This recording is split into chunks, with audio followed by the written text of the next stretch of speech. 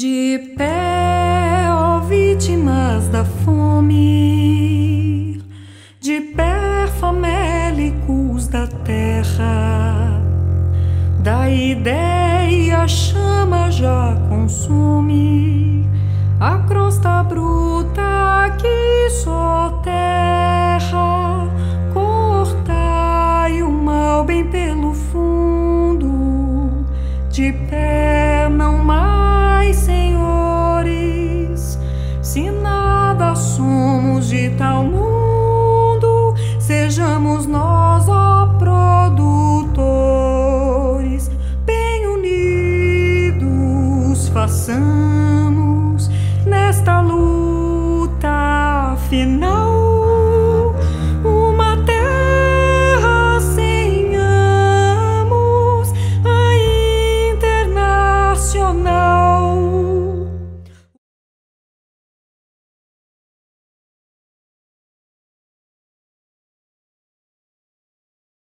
Ato simbólico de desconfiança política na condução da diretoria durante a greve.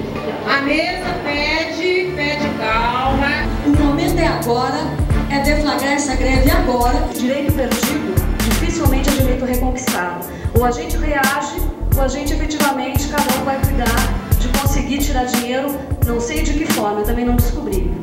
Professores da Universidade Pública Federal de Mato Grosso estão na rua contra essa bandalheira que está acontecendo no Congresso Nacional. Qual o projeto de universidade nós vamos sustentar? Porque eles querem derrubar isso agora mesmo. Há muito tempo a universidade tem uma porção de ilhas de fantasia aqui. Há muito tempo ela está fragmentada. A UFMAT, sistematicamente, é carro-chefe do movimento nacional. Só que anteriormente era fácil, a gente apontava, todo mundo ia junto. Agora não vai. Por quê? A luta continua, te falta entender que essa responsa é minha e sua. Não é só saber o caminho, é tempo de sair pras ruas.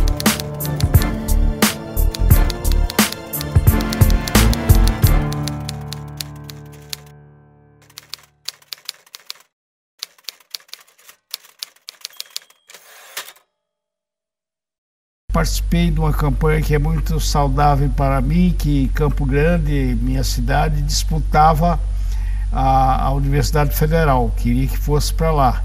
E nós tínhamos um slogan aqui: a Universidade Federal tem que ser na capital. E vencemos. A partir da criação da Universidade Federal do Mato Grosso, que se dá em 1970,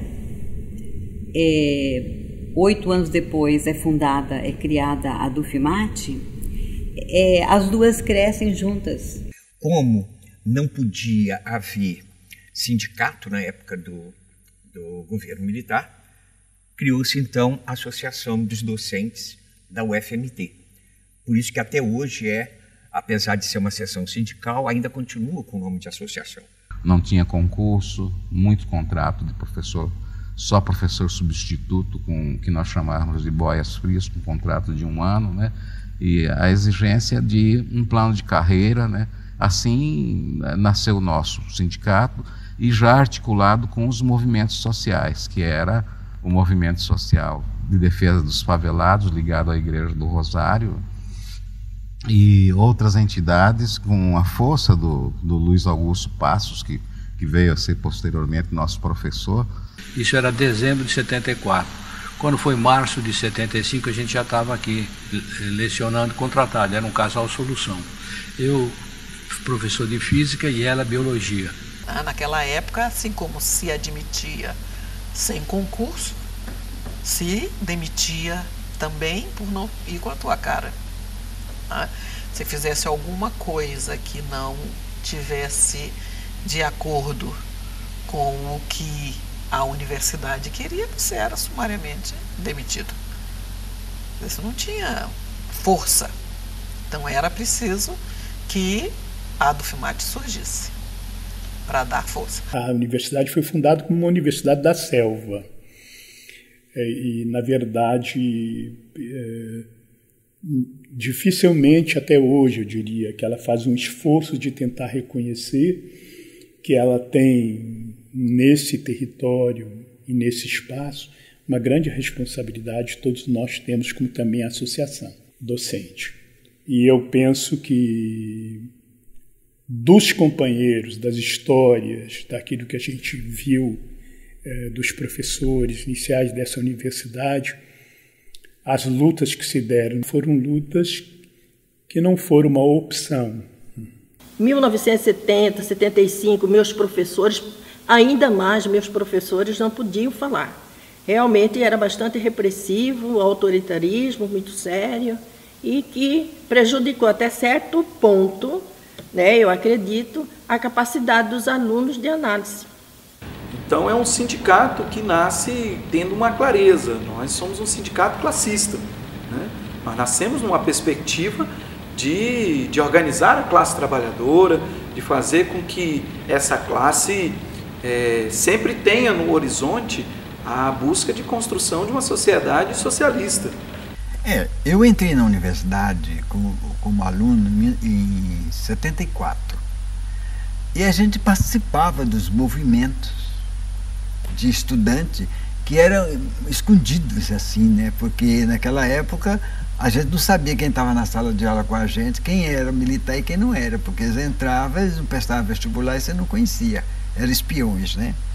Então a gente fazia escondido, mas a universidade criou tinha um núcleo da universidade chamava SOA, que era de assistente ao estudante, não era as pessoas para vigiar os estudantes.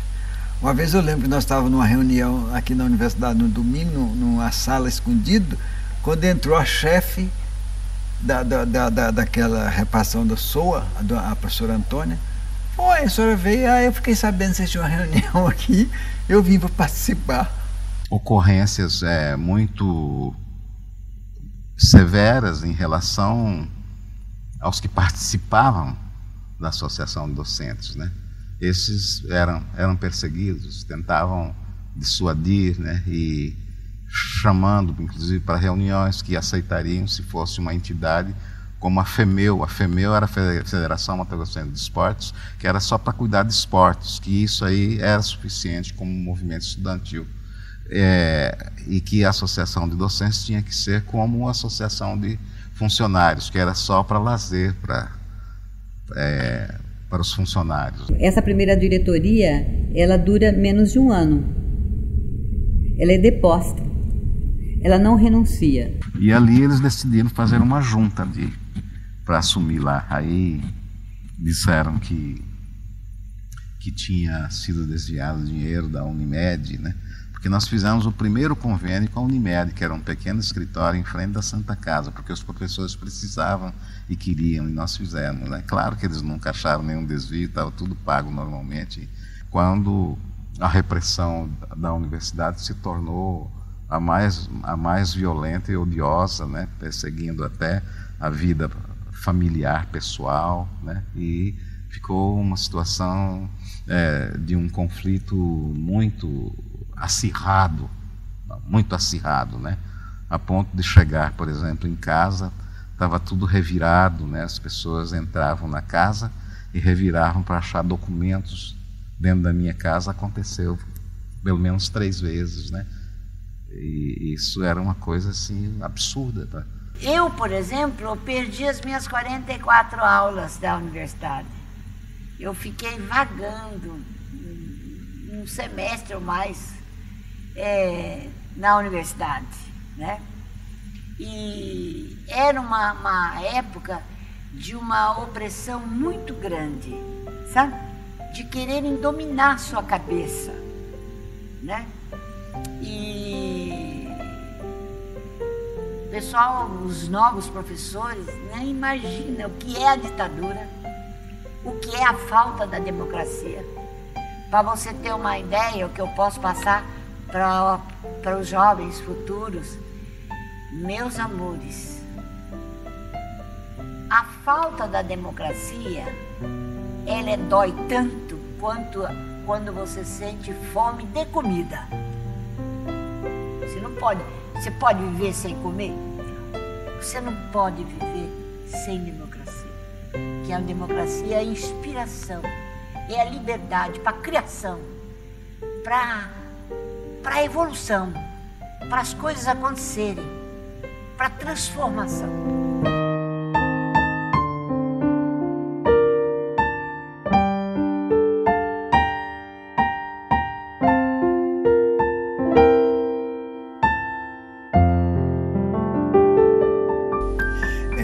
Dufimate sofreu processo de intervenção, conseguiu superar, porque havia uma ânsia na sociedade, principalmente na sociedade universitária, das coisas democratizadas. Estava em moda o processo de democratização. Era uma conjuntura de abertura, uma grande abertura e tal, e ele é a primeira vez que se votava para presidente da República. Ainda a gente estava na chamada Nova República, né? Era a Nova República, estava reconstruindo, tentando chegar num novo tipo de democracia, né? Após o golpe, após a derrota da ditadura militar. Com a queda da ditadura, e nós lutamos muito para derrubar a ditadura. Eu avalio, sabe, que nós derrubamos a ditadura militar. Ela não caiu, assim, ela foi derrubada. A década de 80, e aí assim, não sou eu que falo, tanto as memórias como as teorias sobre movimentos sociais dão conta de que foi a década de efervescência dos movimentos sociais no Brasil.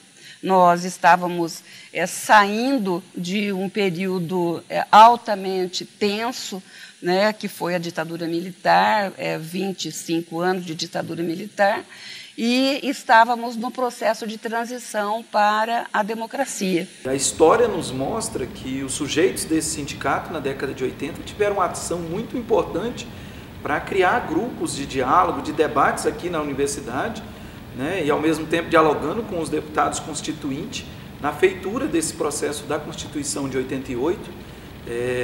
E aí é um trabalho não só dessa associação, mas de diversas associações ligadas ao ANES, o Sindicato Nacional, a nossa Associação dos Docentes de Ensino Superior. A Dufimate teve um papel importante no movimento das diretas em Mato Grosso. Ela coordenou todo o trabalho do movimento das diretas aqui. A Dufimate fez o papel de coordenar, inclusive, os partidos políticos da época. A Dufimate que fazia esse papel. Quer dizer, nós transformamos o campo universitário em um grande laboratório de participação democrática, não só da comunidade, mas da própria sociedade. Quando saiu a Constituição de 88, eu saí na primeira lista de anistiados políticos, né, pelo fato ocorrido aqui, na UFMT, como presidente da Dufimate. E foi na nossa gestão que teve a primeira greve na universidade, finalizando o período militar, né? Essa greve foi muito boa, que foi mais de 100 dias de greve, quase, uns 2, 3 meses de greve. Foi, assim, uma participação muito ampla. A participação foi muito boa porque participava o grupo que sustentava a greve, chamado-se o grupo de esquerda, e o grupo de direita também naquela época, né? Eu lembro que a gente ia para a praça fazer manifesto, né? E o Alcito falava para mim: olha lá, os professores de direita, tudo lá segurando bandeirinha, se exigendo no salarial, né? Porque estava todo mundo sofrendo na pele naquele momento, necessitava da luta, né? E também era um período de estar forçando a queda da ditadura militar, né? Só que a ditadura caiu e a gente ficou aí meio um pouco perdido, né? A Constituição brasileira era uma direcionalidade que nós tínhamos, né? Tanto que nosso discurso até há pouco tempo era isso. É constitucional, é inconstitucional, entendeu? Hoje, ela está uma coxa de retalho, tá? E a favor, né, de uma determinada classe. No movimento sindical, docente, o serviço social tinha um protagonismo muito interessante, né? Majoritariamente composto por mulheres de esquerda. Nas greves, nós éramos as primeiras a compor as comissões de trabalho. Era trabalho extremamente amador, e eu me lembro muito que nós fazíamos os boletins informativos. O pessoal da história também, professora Lília Galete, nós recortávamos revistas e colávamos no papel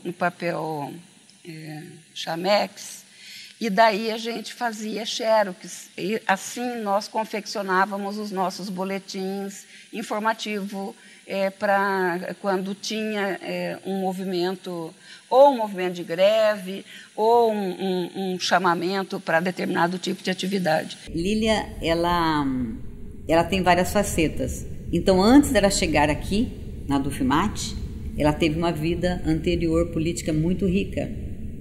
Ela foi presa durante a ditadura, com cerca de 22 anos, ela estava na prisão, presa e sendo já torturada. Ela traz dentro de si essas marcas. Mas não é algo que deixa a Lília impactada, desanimada.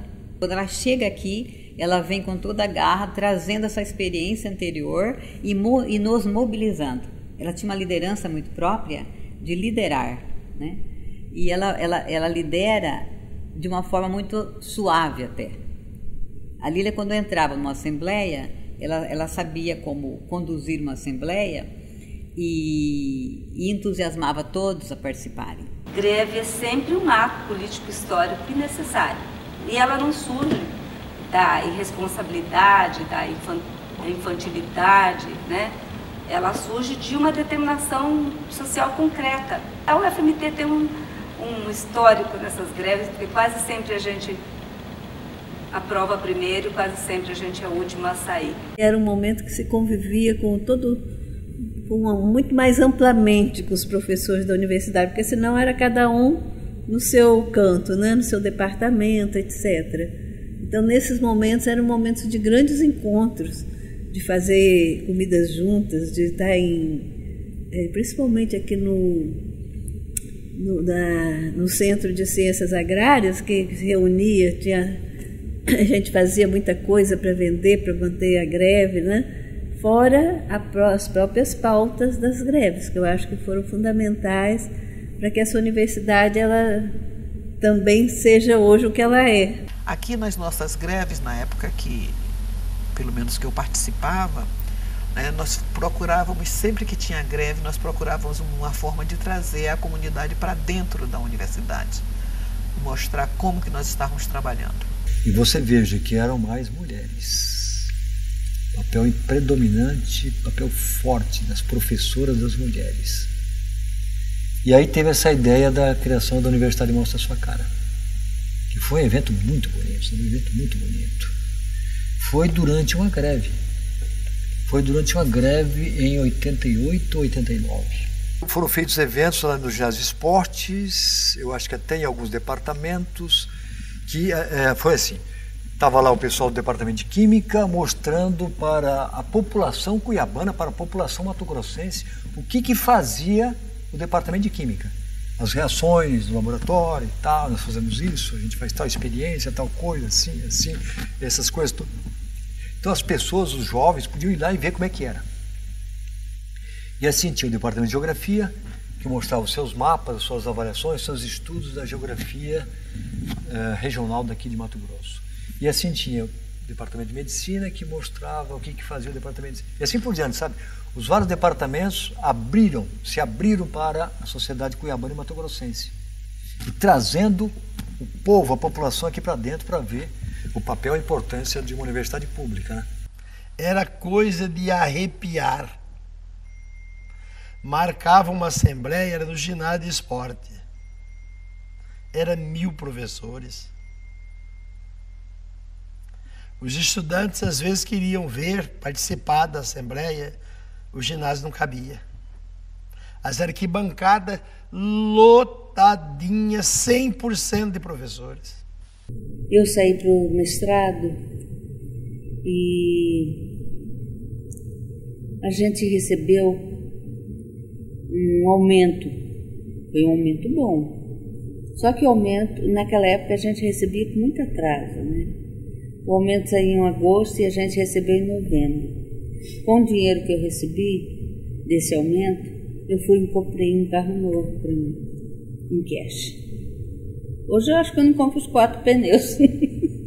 A Dufmat sempre foi vanguarda no debate nacional com proposições que saíram daqui, muitas saíram daqui, inclusive algumas propostas de greve nacional tiveram como foco ou como base a Dufmat. Em 83 a greve nas autarquias e em 85 a greve unificada nas autarquias e as fundações em 87 o Plano Único de Carreira Nacional. O que nós estamos hoje, de novo, é retomando essa questão, ou seja, a defesa da instituição através do plano de carreira, que aí sim, as concepções que a gente tem defendido sobre a universidade estão postas na cara.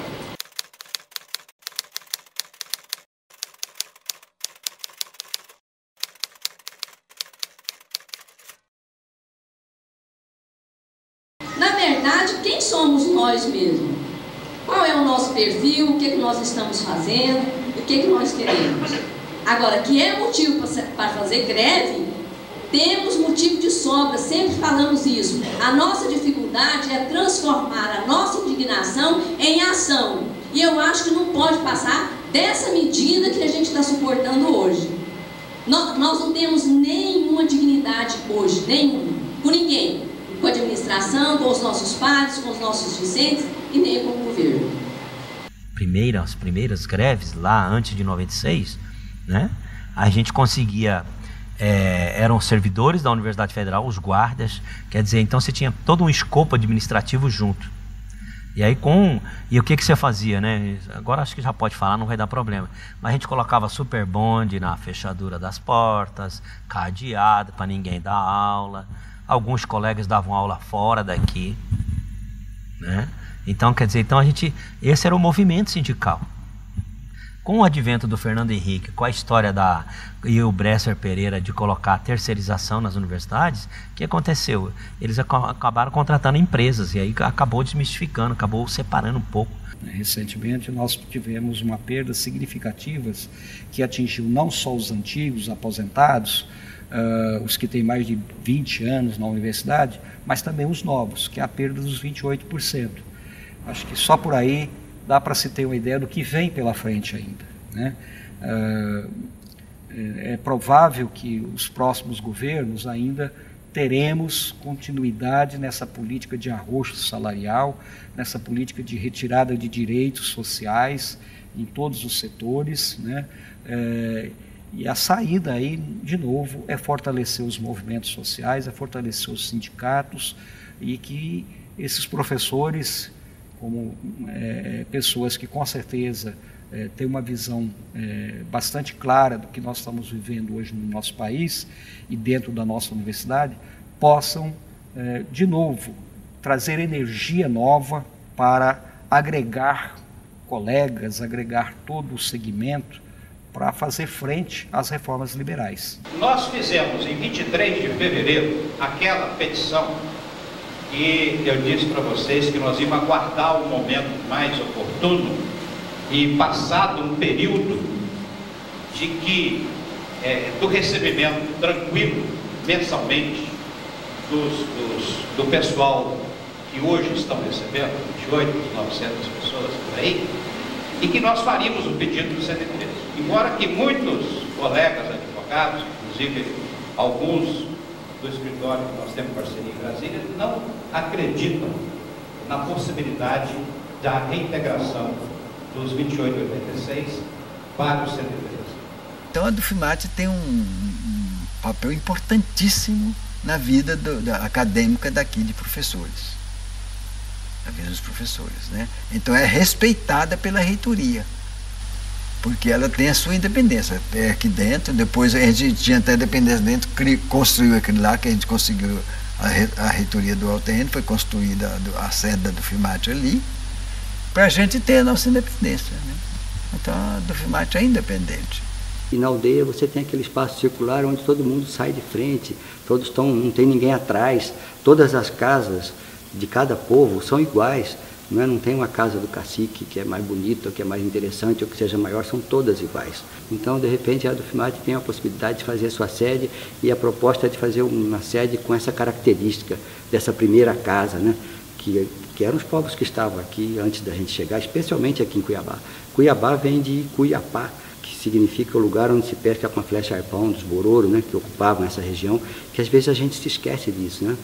E a Dufimate talvez seja a única construção, né? Agora você tem um pouco mais, mas era uma primeira construção dentro da universidade, e foi a primeira em Cuiabá a fazer essa referência, né?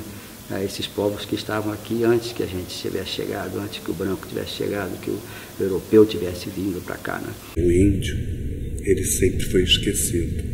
Ele sempre é um personagem esquecido. Você perguntar, você tem descendência de alguém, não sei o quê. A pessoa fala, eu tenho descendência espanhola, italiana. Mas eu não vejo a pessoa falar quase que ela tem descendência indígena e nem africana. Então, isso é o maior orgulho que eu tenho da Associação dos Docentes da Universidade Federal de Mato Grosso, dela ter orgulho de ser uma associação que representa e que traz dentro de si o espírito do ser índio. Isso é a coisa das mais lindas que nós temos que levar para sempre na história de uma associação que está completando 40 anos, mas que vai prosseguir muito forte, porque a luta nunca termina. A luta vai sempre se renovar e nós vamos ter que formar novos guerreiros, novos indígenas que vão beber desse Guaraná e vão continuar fazendo aquela oca vibrar. Me diz até onde vão suas forças. Vai, me diz até onde vai sua luta. Vai, me diz, é pra lutar e resistir, irmão. É pra lutar e resistir, irmã. É pra lutar e resistir. Afinal, a luta continua aqui.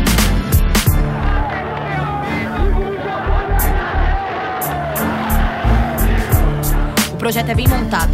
O medo é o sentimento que eles querem ver implantado. Em meio a tudo isso, alguém já deve ter te perguntado: e aí, já decidiu o seu lado?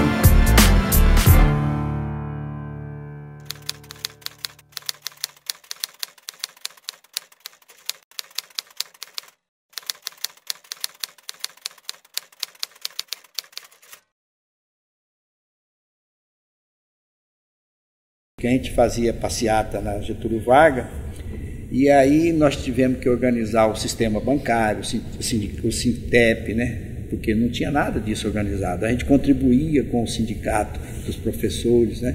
Lá do Estado, dos professores, organizou o Sintep.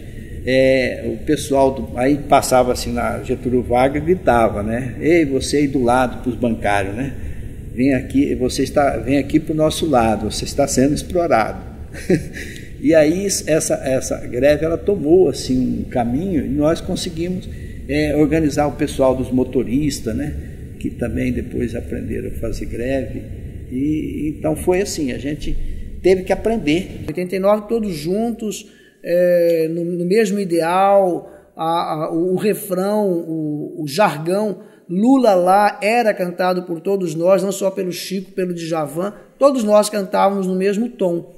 E era isso que queríamos.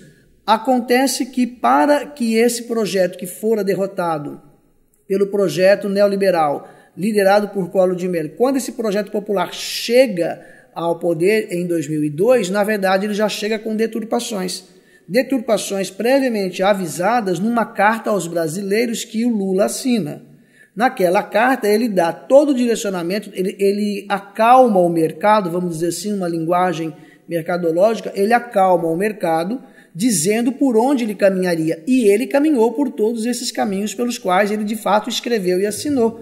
Nós achávamos que o governo do PT ia ter uma posição diferente do PSDB, do Collor, que a gente ia ser recebido e dialogar, e não aconteceu isso também. Então foi muito difícil mesmo. O governo de conciliação de classe acabou com a própria organização da classe trabalhadora, fragilizou os trabalhadores, né? Isso, em certa medida, é uma leitura correta e condizente com a realidade. Por outro lado, a gente há que considerar que, por exemplo, a entrada de quilombolas, de negros, de mulheres, de LGBT aumentaram durante esse processo, né? Eu não estou dizendo que esse processo foi um processo bom, mas estou dizendo que minimamente ele traz uma perspectiva de diversidade que antes a gente não tinha. E eu acho que a universidade agora ela está passando por um processo que é de uma protoforma conservadora no sentido de tentar resgatar aquilo que era a universidade antes. ela ainda não está no patamar de uma universidade popular, né? Mas ela já evidencia que há outros sujeitos que não o homem branco, heterossexual, que não é classe trabalhadora. E aí acho que isso gerou um certo conflito, evidenciou um certo conflito. Muitas vezes a gente vê as pessoas reclamando, a Dufmat tinha que dar mais foco só aos docentes. E aí não tem que ficar gastando dinheiro com os movimentos sociais. Né? Tem que gastar dinheiro com uma chácara, mas não gastar dinheiro na luta dos movimentos sociais. Eu acho que ao longo do tempo isso foi se perdendo, e está se perdendo a dimensão de que a Dufmat é um sindicato de trabalhadores,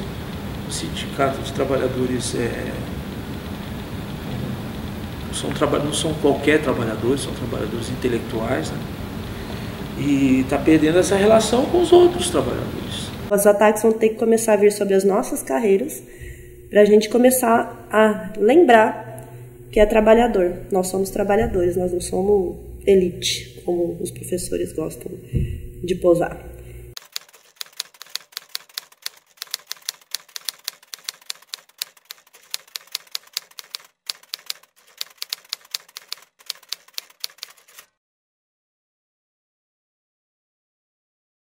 Incorporar o termo de inovação tecnológica e, na realidade, isso está escondendo muito a questão de que o que é inovação é a produção de conhecimento que gera algum recurso financeiro, ou seja, alguma coisa que é produzida para a obtenção de recurso financeiro. Isso contrapõe muito um grande projeto de universidade, concepção de uma universidade pública socialmente referenciada, como a gente sempre falava. E aí você tem um crescimento da lógica neoliberal avançando nas relações e no projeto de universidade, quando você pensa que, pela lógica do empreendedorismo, a solução para a crise é individual. Se eu sou empreendedor, eu consigo vencer a crise. Se eu estou capengando, se a universidade está capengando, é porque ela não aprendeu a ser empreendedora, ela não aprendeu a se adaptar à nova lógica do funcionamento social. Esse é o discurso. Porque o espaço acadêmico não está permitindo discussão. Então, o cara está ali preocupado em fazer o artigo que ele vai autoplagiar para 3 revistas daqui a 3 meses, senão a CAPES corta a cabeça dele, blá, blá, blá, blá. E como ele acredita na CAPES, o orientador, não sei quem, ele se submete a esse tipo de coisa. Então, a luta que cabe ao sindicato é aquela maior do que aquela que foi lá atrás no índice da criação da entidade. Mas ela tem que repensar que país nós queremos agora. Eu me vejo como um cara que extremamente, depois de 40 anos, numa perspectiva complicadíssima. E eu tenho filhos. E ainda convenci 2 dos meus filhos a serem professores universitários. Ainda em 2 não. Quer dizer, quase que eu convenço os 4. Do jeito que está, né, o nosso país, eu não sei. Não sei nem dizer qual que é o futuro.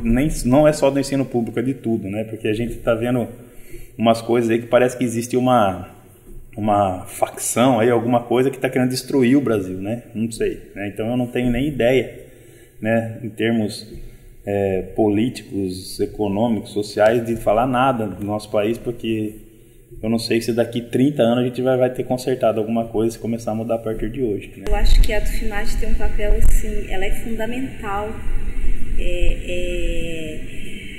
tanto, né, para garantir as nossas batalhas, as nossas lutas, a nossa organização, a integração também, né, porque a gente acaba integrando em relação ao interior e à capital também, né, depois que a gente fez a atualização do regimento, criou as subseções, então a gente participa mais. E as nossas reuniões lá, por exemplo, no campus do Araguaia, que há 20 anos atrás, digamos assim, 15 anos, 20 anos, elas não tinham muita validade, porque eram reuniões de setores, né, como se fosse da subseção da Dufmat, da representação da Dufmat. Então não tinha essa importância muito grande aqui para essa Assembleia Geral da Dufmat. Eu sempre questionei isso, eu falei, gente, a gente precisa ter essa força, né, essa contribuição para que as outras decisões lá em Cuiabá contem com os nossos votos. E foi daí que, acho que foi na época do professor Carlos Alberto, ele falou assim, olha, quando vocês fizerem a Assembleia aqui no campus, eu vou ter que mandar alguém de Cuiabá para representar, para que tenha validade essa reunião, escrita em ata, tudo direitinho, qual é a opinião do Vale do Araguaia sobre movimento, sobre greve, sobre paralisação, sobre volta às aulas, sei lá, essas coisas, calendário inclusive, né? Nós viajamos 500 quilômetros para se deslocar até Cuiabá para ter direito à volta. Então, às vezes era cansativo, porque nós tínhamos que mobilizar os docentes para vir. Em causas como greve, nós tínhamos que mobilizar, lotar um ônibus, fretar um ônibus, se deslocar nesses 500 quilômetros correndo riscos adversos, né? Para estarmos aqui, né, e garantir a nossa participação. Hoje não. Hoje nós nos reunimos num auditório lá em Barra do Garças, ou poderia também ser na unidade de Pontal do Araguaia, e tomamos as decisões coletivas e participamos das assembleias, assim, como se nós estivéssemos também aqui em Cuiabá. Então, a videoconferência foi uma excelente aquisição para a UFMAT. Os professores da Universidade Federal de Mato Grosso estiveram reunidos em assembleia na última terça-feira, 15 de maio, para votar a deflagração ou não da greve docente. A assembleia aconteceu simultaneamente nos campos de Cuiabá, Várzea Grande, Sinop e Araguaia. O nível de informação que você acumula frequentando a universidade, você não acumula tão facilmente em outros lugares, né? E hoje a luta do FIMAT, ela não é muito diferente da luta que nós já estamos exercendo há 20 anos.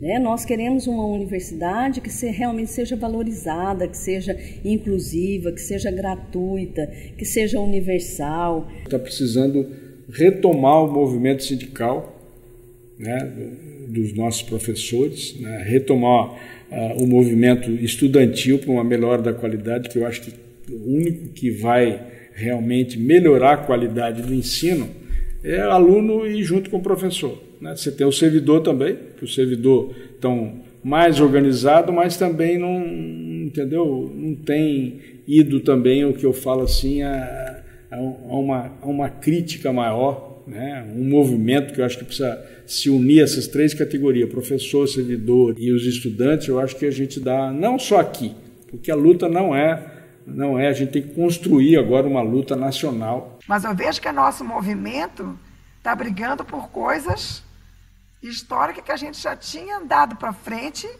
e que agora a gente está voltando para trás. O restaurante universitário, que a gente estava conseguindo ter, né, manter uma certa lógica dele, agora nós estamos voltando para discutir a questão da universalidade, que estava bem ou mal consagrado do ponto de vista do PNE, né, do Programa Nacional da Assistência Estudantil, que tinha recurso, agora o recurso foi cortado. O que fazer? A gente avança 3 passos e caminha 10 passos para trás. A vida é essa, é um movimento de idas e vindas. A gente dá 5 passos e nós estamos voltando agora. Eu considero que a gente está retroagindo há 100 anos atrás. As pessoas estão demais desacreditadas. Eu, de vez em quando, eu falo, gente, essa do FIMAT é uma heroína. O trem está quebrando o pau e estão em cima, lutando em nosso favor. É pouca gente que tem essa garra. Sai um presidente e entra outro, o outro ainda entra mais com vontade de lutar. Aí quando chega, como é um órgão federal, chega em Brasília, não. Chega em Brasília, não. Chega em Brasília, não. Nada assim ao nosso favor. Esse país não pode perder esse espaço que foi conquistado a duras penas, que foi os movimentos, né, estudantil, correndo de cavalo, ficando na rua, quer dizer, correndo da polícia na época de 68. Nós não podemos perder as lutas das décadas de 70. Tudo isso nós temos que fazer. Se precisar, vai ter que levar os filhos para a rua, porque eu quero que meus netos venham estudar aqui também. E que essa universidade seja pública, gratuita e de qualidade, como ela é ou é até hoje. A luta é de poder conversar, de poder falar, poder escrever, sem ter o medo de escrever, sem ter o medo de levar um processo nas costas, né? Porque esse é somente o sindicato. Então acho que as pessoas deveriam estar mais assim, juntos, estudantes, professores e os sindicatos como um todo. O sindicato somos nós, né? Então, de todo jeito, sem nós não tem luta. Não dá para ficar apenas, tá, nas nossas pesquisas, nas nossas aulas, na nossa extensão, né? Nós temos que ter um trabalho vinculado, né, com as questões sociais. Nós temos que ter um trabalho agregado, tá, à necessidade de percebermos, tá, que esse país é nosso.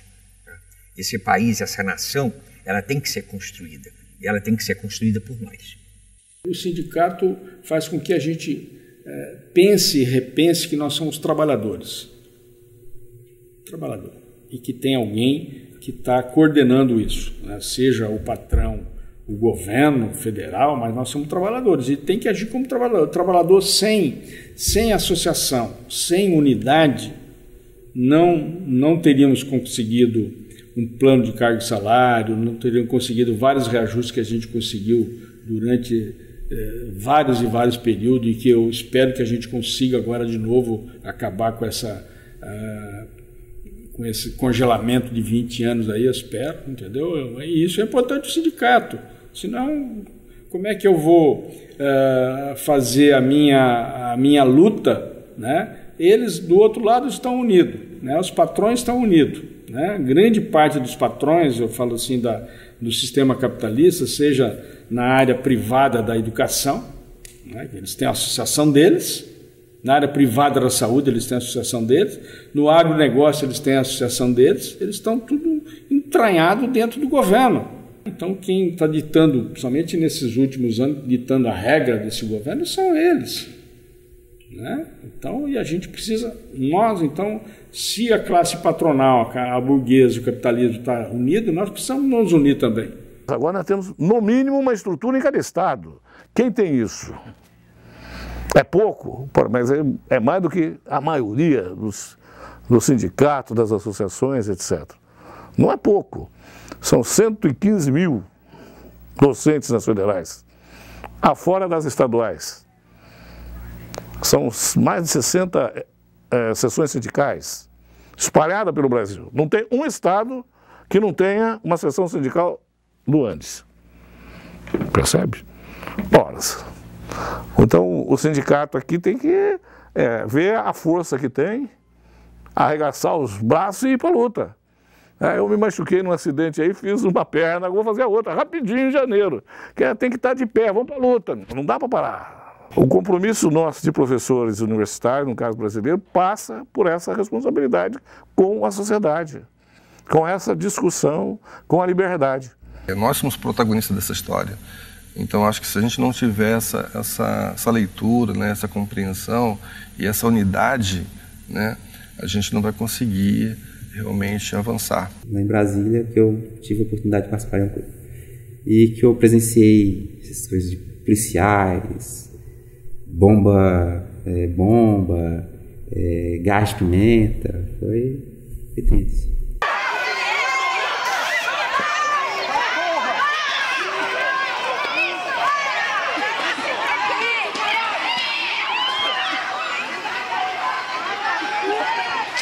Mas em 2012 teve uma greve muito forte, né, em que tanto as universidades quanto os institutos federais, eu acredito que foi a primeira grande greve pós-Reúne que denunciava a precarização do Reúne, né, em que houve a expansão dos institutos, a expansão das universidades, mas não houve um acompanhamento em relação ao número de docentes, ao número de sala de aulas, então a gente chamava de expansão precarizada. Chegou um momento que a panela de pressão explodiu, né? Docentes e técnicos, principalmente do interior, das universidades pequenas, começaram a construir esse grande movimento em que, apesar de haver uma pauta justa de reivindicação de reajuste salarial repondo as perdas inflacionárias, o grande mote que trazia as pessoas para a greve era a denúncia da precarização das condições de trabalho. Na história do movimento docente e da classe trabalhadora, as conquistas só vêm com muita luta. Nós não podemos nos deixar submeter, nem os aposentados e nem os da ativa. É necessário estar sempre com a cabeça erguida, fazendo um movimento, entrelaçando-se com o que acontece fora dos muros da universidade.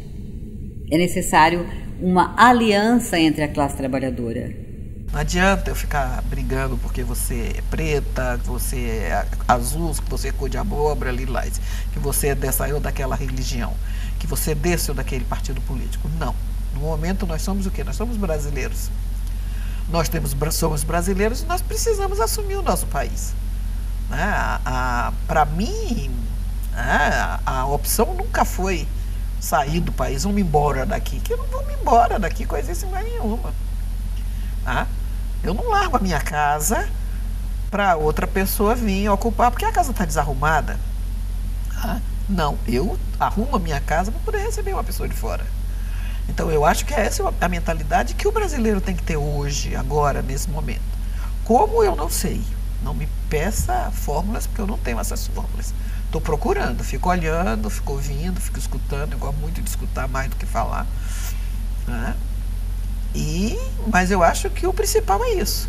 E tem que começar com essa juventude. Eu acho que nós estamos cansados, muito cansados já.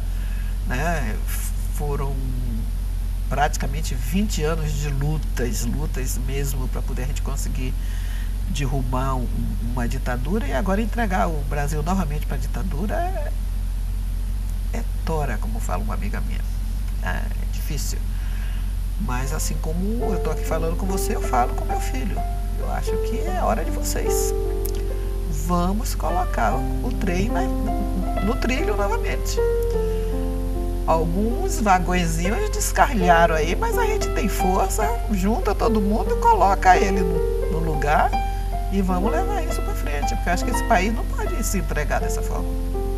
De pé, ó vítimas da fome, de pé, famélicos da terra, da ideia a chama já consome a crosta bruta que soterra.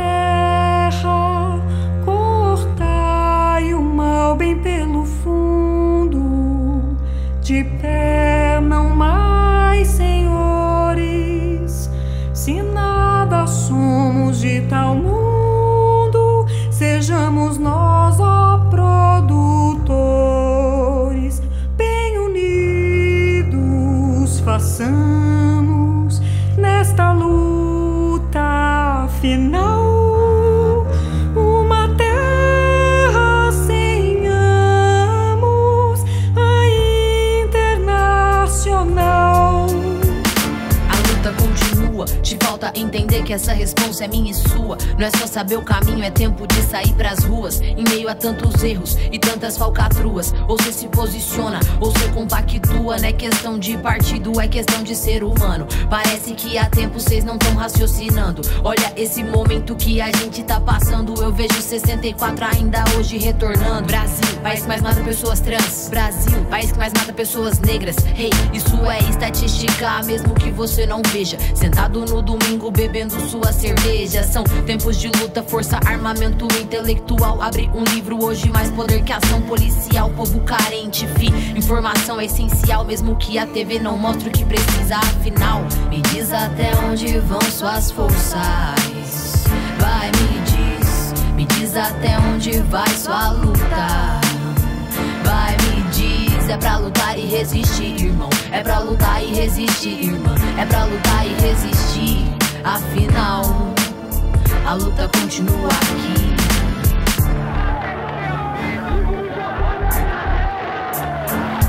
Regressão, processo avançando em massa, alienação e o povo se dividindo em casta. Preconceito que separa e diminui uma raça. Eu vejo a solução cada dia mais escassa. Olhar no olho das crianças e aprender. O amanhã depende delas, eu já posso ver. É construção, desconstrução e o desenvolver. Relato das vivências de quem não escolheu nascer. Avisem eles que a gente é forte. Avisem eles que isso não é sorte. É merecimento, é merecimento. O tempo é de lutação e argumento. O momento é histórico, não enxergam o óbvio. Democracia hoje em estado de óbito. E é lógico, sintomático, provando pra nós mesmos que o bagulho é trágico. Seria comigo, mas é trágico. Seria comigo, mas é trágico. Se não fosse assim, seria mágico. Seria cômico, mas ainda hoje é trágico. Me diz até onde vão suas forças. Vai, me diz até onde vai sua luta. Vai, me diz, é pra lutar e resistir, irmão. É pra lutar e resistir, irmã. É pra lutar e resistir. Afinal, a luta continua aqui. Me diz até onde vão suas forças. Vai, me diz até onde vai sua luta. Vai, me diz, é pra lutar e resistir, irmão. É pra lutar e resistir, irmã. É pra lutar e resistir. Afinal, a luta continua aqui. De pé, vítimas da fome. De pé, aqueles que não têm terra por ganância do homem. Da ideia, aqueles que querem paz. Derruba o muro que acorrenta o pensamento do menino rapaz. Quebramos a corrente dependente, nossa gente. De pé, lutamos contra os senhores que autorizam a chibata dos conservadores de plantão. Papai Noel vira vilão, eles querem decidir por mim e por você. Submundo das redes maquiavélicos da net e da TV. Mataram em nome de Deus, mais uma vez eu vou falar. A terra mãe queima e os nativos vão chorar. A cultura não é bom pra quem quer nos ver calado. A cultura não é bom pra quem quer nos ver manipulado. A batalha de MC no seu regime é pecado. Sendo assim seguimos em resistência. As mulheres da linha de frente, sobra coordenação e competência. Ao rico tudo pode, ele é permitido. E o menor vindo da escola é oprimido e baleado. Polícia na favela é promotor, juiz e mata em nome do Estado. Em nome do Estado. Me diz até onde vão suas forças. Vai, me diz até onde vai sua luta. Vai, me diz, é pra lutar e resistir, irmão. É pra lutar e resistir, irmã. É pra lutar e resistir. Afinal, a luta continua aqui. Me diz até onde vão suas forças. Vai, me diz até onde vai sua luta. Vai, me diz, é pra lutar e resistir, irmão. É pra lutar e resistir, irmã. É pra lutar e resistir. Afinal, a luta continua aqui. O projeto é bem montado. O medo é o sentimento que eles querem ver implantado. Em meio a tudo isso, alguém já deve ter te perguntado: e aí, já decidiu o seu lado?